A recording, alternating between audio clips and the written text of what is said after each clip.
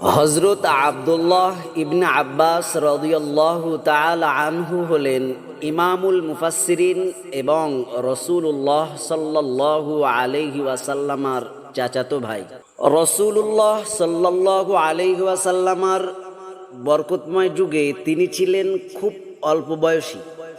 রাসূলুল্লাহ সাল্লাল্লাহু আলাইহি ওয়াসাল্লামের ইন্তেকালের সময় তার বয়স হয়েছিল মাত্র 10 বছর।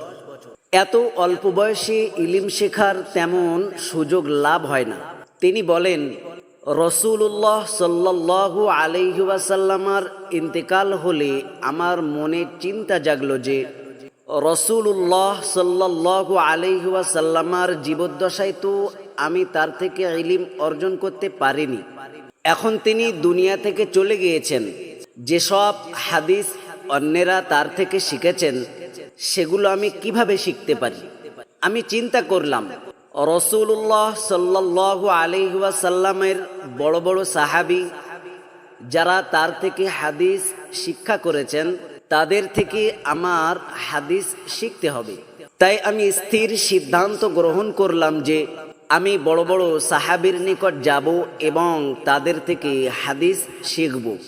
সুতরাং আমি কারো সম্পর্কে যদি জানতে পারতাম যে অমুক সাহাবীর নিকট রাসূলুল্লাহ সাল্লাল্লাহু আলাইহি ওয়াসাল্লামের হাদিস রয়েছে, তো আমি সফর করে তার নিকট যেতাম এবং হাদিস সংগ্রহ করতাম। তিনি নিজেই নিজের ঘটনা বর্ণনা করেন যে অনেক সময় তীব্র গ্রীষ্মকাল হতো, হিজাজের গ্রীষ্ম, যা না দেখলে কল্পনা করা যাবে না। আকাশ অগ্নিবর্ষণ করে, জমিন আগুন উগলিয়ে দেয়। এমন উত্তপ্ত রোদের মধ্যে দুপুরে আমি রাসূলুল্লাহ সাল্লাল্লাহু আলাইহি ওয়াসাল্লামের হাদিস সংগ্রহের জন্য কোনো সাহাবীর নিকট যেতাম। গিয়ে দেখতাম বাড়ির দরজা বন্ধ, তিনি ভিতরে অবস্থান করছেন। তখন আমার সাহস হতো না যে যাকে আমি ওস্তাদ এবং শায়েখ বানাবো, যার থেকে আমি হাদিস শিখব, তার দরজায় করাঘাত করে তাকে বাড়ি থেকে বের হয়ে আসার কষ্ট দেব।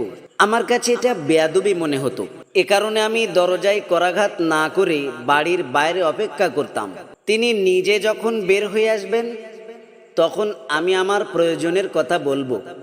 আমি বাইরে বসে থাকতাম। দুপুরের সময় তীব্র গরম লু হাওয়া বইছে, বালু উঠছে। কোনো কোনো সময় আসর পর্যন্ত তিনি দরজা খুলতেন না, তাই আমি বসে থাকতাম। ফলে আমার মাথা থেকে পায়ের পাতা পর্যন্ত বালুতে ঢেকে যেত। আমার অবস্থা দেখে তিনি বলতেন, হে আল্লাহর রসুলের চাচাতো ভাই, আপনার এ অবস্থা, আপনি দরজায় করাঘাত করে আমাকে ডাকেননি কেন? আমি নিজে আপনার খেদমত করতাম। তিনি উত্তরে বলতেন, এখন আমি তালিবে ইলম হয়ে এসেছি। তালেবে ইলমের জন্য নিজের উস্তাদকে কষ্টে দেওয়া সমীচীন নয়। এ কারণে দরজায় করাঘাত করে আপনাকে বাইরে ডেকে আনা আমি সমীচীন মনে করিনি। আমি এখন আপনার নিকট থেকে সেই হাদিস জানতে এসেছি যা আপনি নবী করিম সাল্লাল্লাহু আলাইহি ওয়াসাল্লামার নিকট থেকে শিখেছেন বা শুনেছেন।